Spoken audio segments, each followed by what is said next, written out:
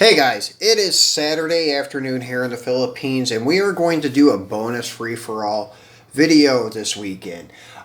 We were going to do some 143rd cars, and we're still going to probably do those tomorrow, but today I want to bring up the Gasser Nova from Hot Wheels and M2. Who did it better? And please leave in the comments and tell me who you think does it better and why. And then point out some features maybe I won't point out here today.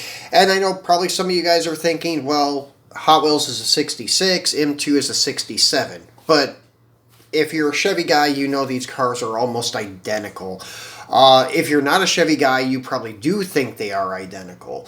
So the difference is very, very subtle. It's a little more obvious than like comparing a 71 to a 72 Chevelle with just a split marker light. 66 Nova has different front fenders actually than a 67, but it's very, very subtle, and I will show you on the cars in our thumbnails because they actually do a good job at representing what the differences are.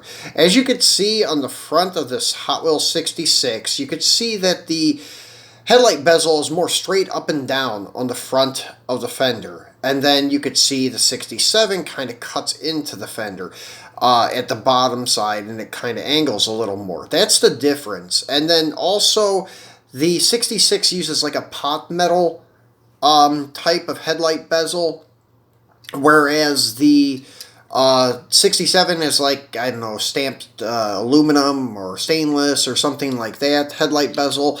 The grills are slightly different, but you can't tell on these because the Hot Wheels one has the grill eliminated, and then you don't really get to see the detail of the M2 so well. But yeah, that is your differences, is the headlight bezels and the front fenders. That's the easiest way to tell them apart.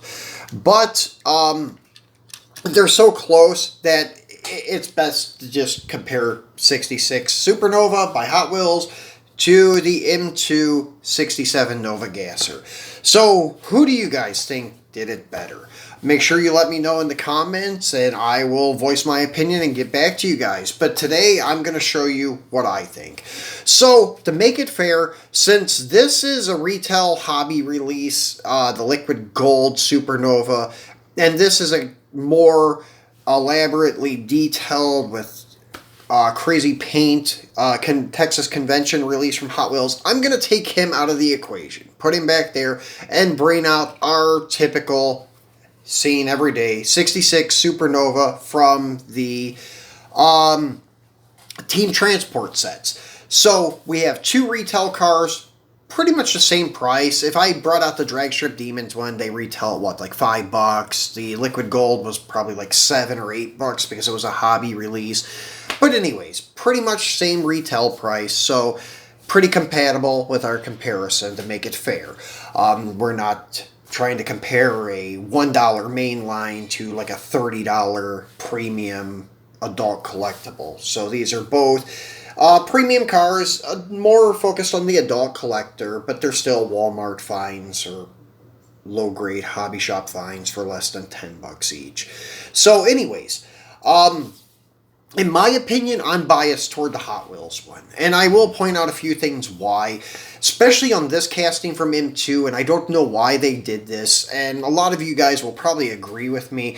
I have no idea why you would release a Gasser with stock rear tires. I know these are still slicks, they're 10-inch slicks, or for a Nova it would be more like an 8 or 9-inch slick because you have no room back here in the tubs. And then the height, the diameter, probably could only be 26 inches because the wheel openings are very short too, so you kind of have to stretch to quarters for bigger slicks. So if you're going to go through the trouble of eliminating your strut towers in the front and putting a straight axle under the car, you're going to back half that car, or at least do some mods so you can get a bigger slick on it. At least open up the quarter panel, not really radius it, but stretch it so you can get a bigger diameter tire there.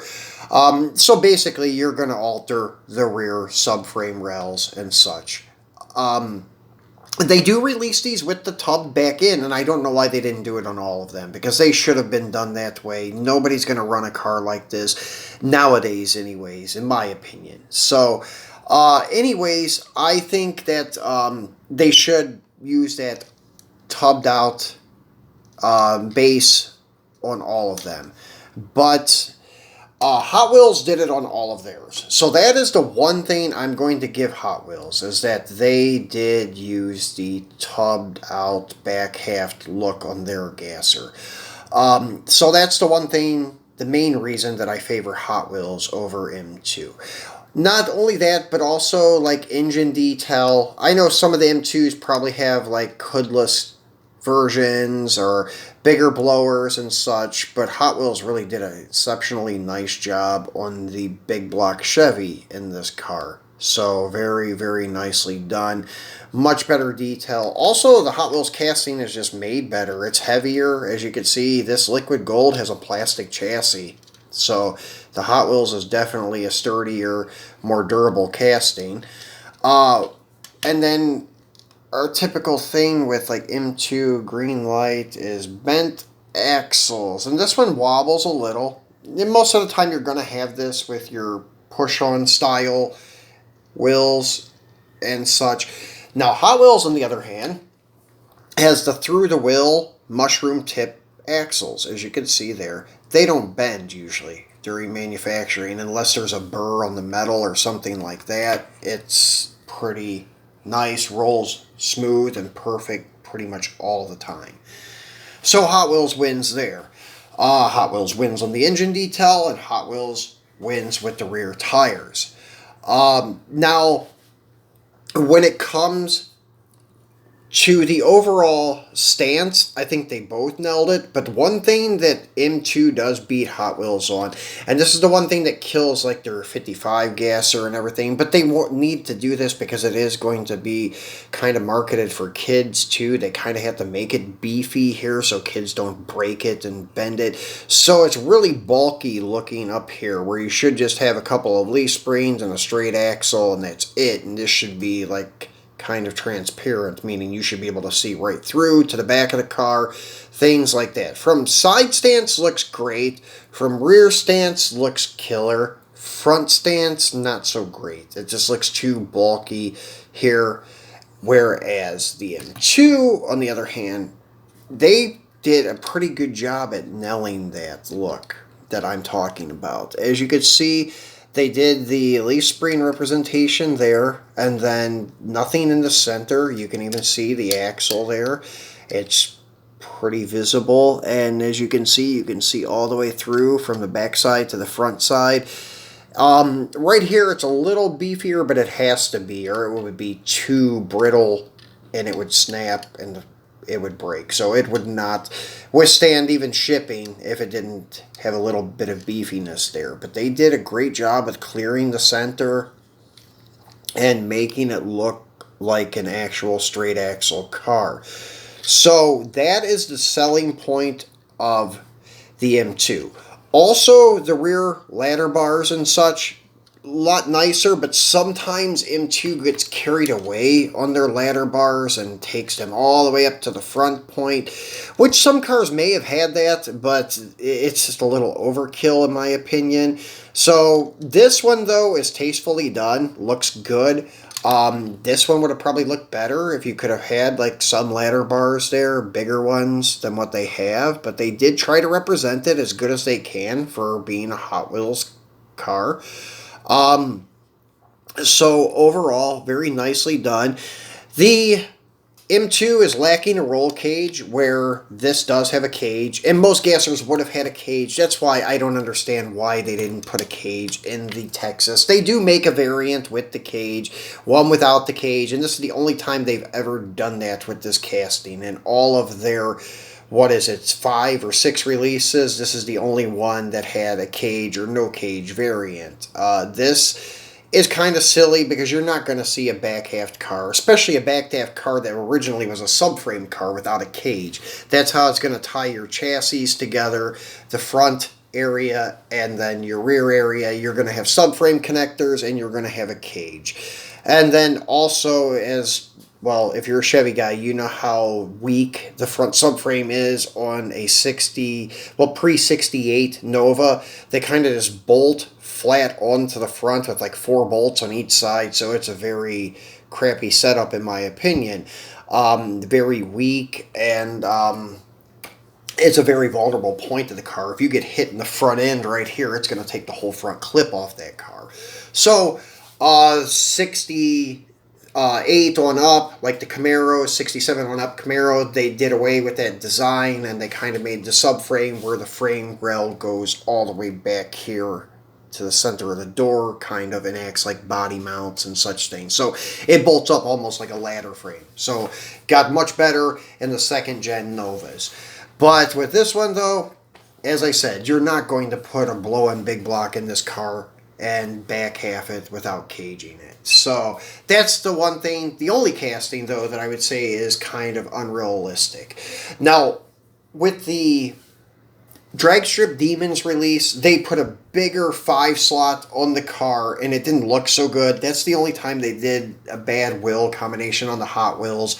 Every other time it's had these smaller, skinny front runner, like Krager looking, American Racing looking 5-spokes. So they both do well with front wheels. I kind of like the M2 a little more because they look like Hildebrands. So they have more of an authentic gasser look. This does too. I'm just a big fan of these old Hildebrand looking wheels. They just scream gasser, you know what I mean? So looks very good. Fender well headers on both of them look pretty good. As I said, though, the M2 doesn't do so good with top half of the motor. The Hot Wheels does. And there's no opening hood. Even though the hood's cut out, the hood does not open. And plastic base, which was a disappointment because this is a higher end, like I said, hobby release, liquid gold series. And they were only supposed to do these kind of things with like screwed down parts and then plastic chassis on the cheaper Drivers series. So it's kind of a disappointment to see them run such the cheaper line stuff on this car. But anyways, you could let me know what you think. This is my overall comparison, but Hot Wheels nails it. Whenever I can get my hands on the new 55 Chevy Gasser from M2, I'm going to do a comparison on it and the Hot Wheels 55 Chevy Gasser. I think M2 will be a little bit closer on that one than Hot Wheels, but there are some downsides of the both of them, Hot Wheels and M2. But as I said, Hot Wheels, the only thing overall that I can find as a downside to their casting is the front axle area. And then just spinning around looking at details, like looking at tail lights and such things, Hot Wheels did it really good. M2, it's a separate piece for like your tail light bucket and stuff, separate bumper. But still yet, no better than Hot Wheels. Hot Wheels did a really good job with representing it with details. Body lines, same thing. Hot Wheels did really good. Pretty compatible with M2. The front end look, Hot Wheels is a little bland, but you could have even had a gasser like this. Just put a piece of aluminum across the front, mounted your Moon-style gas tank, blocked out your headlights like that.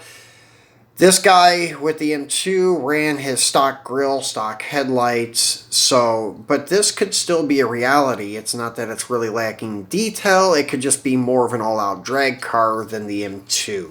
So that's one way to look at it. So overall details, I'm going to say on the body is a win-win for both. But overall, my favorite casting is the Hot Wheels. One day I'm going to pick up the back half M2 machines, but I just haven't bought a lot of them because of the fact that I'm a big fan of the Hot Wheels one, and I would rather just have the Hot Wheels Supernova in my collection than the M2s. But the M2s are cool too, but overall Hot Wheels gets the win on this one from me. So guys, once again, let me know what you think about this in the comments, and if you have not subscribed yet, please remember to do so.